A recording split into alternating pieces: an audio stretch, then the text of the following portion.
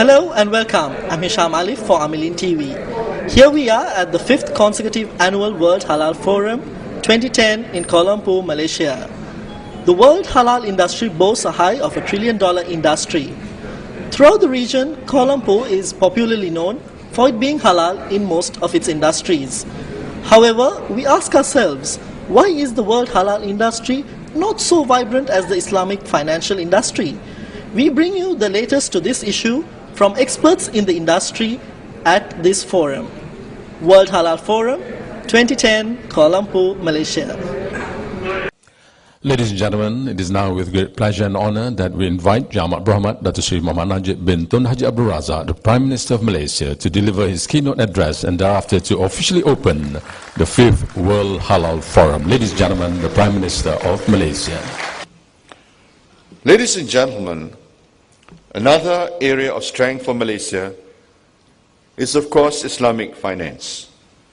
Islamic banking should take on a leadership position in the banking world. Islamic banks have not been as affected by the recent economic meltdown because Sharia-compliant banks are set up based on the real economy. Islamic finance took root in Malaysia over 45 years ago. Our legal framework and architecture are already strong and robust, whilst the world is just beginning to embrace the concept. Malaysia is regarded as an authority in this sector, and we are more than happy to contribute our experience and expertise to spur Islamic finance development on a global level, as evidenced by our plan to establish the Malaysia International Islamic Financial Centre.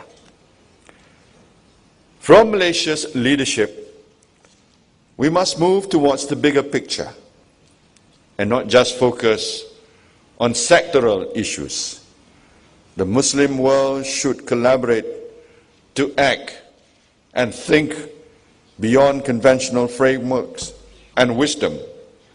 Muslim nations should unite to form new economic thinking and models, and I urge all parties to merge individual silos to strengthen our economies for the benefit of the Ummah. For this, the Malaysian government continues to pledge Malaysia's support wherever is needed and sought. Just very quickly, Dr. Sedamir, I guess one sector that has somewhat defied the negative perception of anything to do with Islam is Islamic finance. We see that there's a lot of promotion, certainly in France. Minister Christine Lagarde has been going around the world promoting Paris as an Islamic financial hub. So there seems to be a stronger buzz, if you like, and more positivity about Islamic finance. Why couldn't the French government support halal in much a similar way?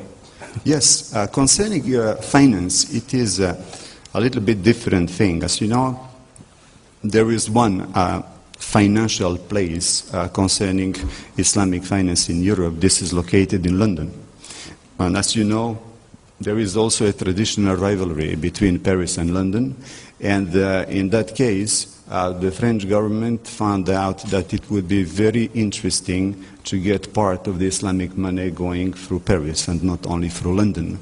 This is why they wanted to facilitate the introduction of Islamic finance in France. But when we talk about Islamic finance, we have to separate two things. On one side, we have to talk about investments, and on the other side, we have to talk about retailing.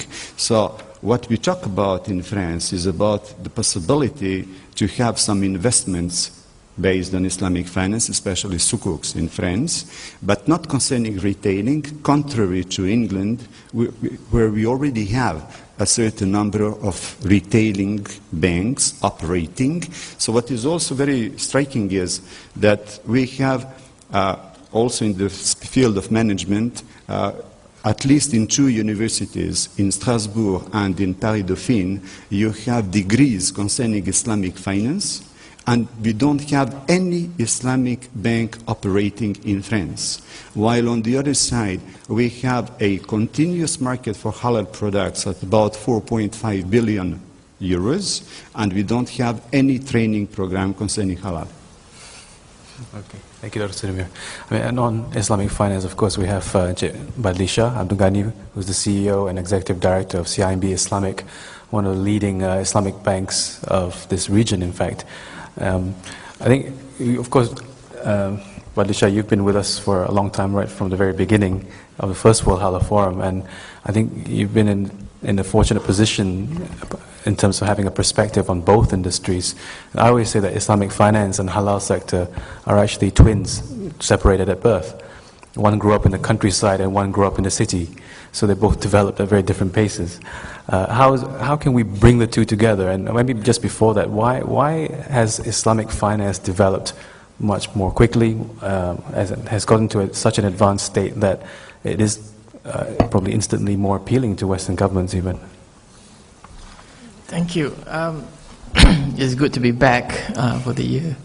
The Islamic finance industry has developed far more advanced than the overall halal industry purely because money talks. Because at the end of the day, when people need a source of funding and it is available from an Islamic financing perspective, who cares whether it is Islamic finance or Christianity finance or whatever, people will come running towards you to get financial assistance. I think the difference in terms of the approach that Islamic finance has taken as compared to halal industry, it has gone in very quickly on a commercial basis, that this is a value proposition that the market should look at favorably because it contributes favorably to your bottom line from a commercial perspective. Whether you are a corporate or whether you are an individual, you will have benefits on a commercial basis by taking and doing Islamic finance. Then when you talk about the halal industry in general, these are goods, whether it is meat or meat-based goods, or it is pharmacy goods, pharmaceutical goods, or whether it is cosmetic. You are coming in either as a religious thing, or you must use all these halal goods because the other goods are not halal.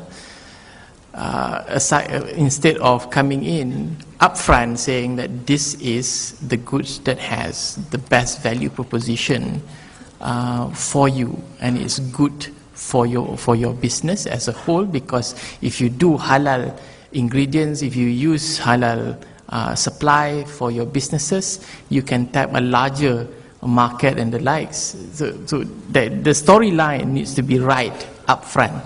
You cannot go into the market and start banking on religion because it is already religious.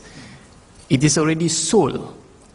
Okay? You don't have to bother too much about it. It is Islamic. It is halal. So you need to concentrate on the commercial aspect of the business more than the religious part of it, because it goes without saying it is already religious. Thank you. So still, Badlisha, just away from the sort of marketing aspect of it, in terms of regulatory infrastructure or the regulatory framework of Islamic finance, are there any lessons that the halal sector can take? I think one lesson that the halal industry can take from the Islamic finance is that when the Islamic finance was developed, at least in Malaysia, it was developed upfront with the right regulatory framework. We had the Islamic Banking Act established in 1983 before the first Islamic bank was established. We had the Takaful Act established to support the development of the Takaful industry. But we do not have a Halal Act. when we started the halal industry 30 years ago. Right? Only now we are thinking about developing the Halal Act, because an Act of Parliament, irrespective of where the jurisdictions are, an Act of Parliament will provide certainty of the business, credibility of the industry, because there is support and protection under law for the industry, and as a result of it, consumer have greater confidence for the products that you're selling. Thank you. Thank you. I think one of the challenges, I guess, would be to how would you do a religious-based act in a secular country or in a non-Muslim country? I think New Zealand has started in that direction, and we do have a session later on by the New Zealand Food Safety Authority on their notice, so please do. This brings a close to a 2-day successful forum on the world halal industry, largely attended by over 1,000 foreign delegates. The event was launched by the Honorable Prime Minister of Malaysia.